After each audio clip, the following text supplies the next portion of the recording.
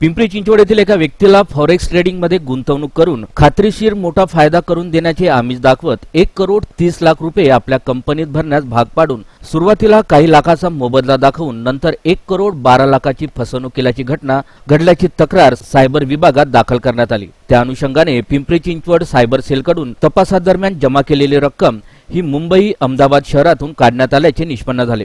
पोलिसांनी 2 पथके तयार करून अहमदाबाद रवाना केले असता यामधील एका आरोपीला अहमदाबाद येथून तर दुसऱ्या आरोपीला मुंबई येथून अटक करण्यात आली। पोलीस तपासात यांच्यासह अजून काही आरोपींचा समावेश असल्याची शक्यता वर्तवण्यात आली आहे। आता पोलिसांनी अजूनही कुणाला या प्रकारे फसवणूक करून लुटल्याचा तपास त्याचबरोबर त्यांच्यासोबत अजून काही आरोपी आहेत का याचा शोध घेत आहेत।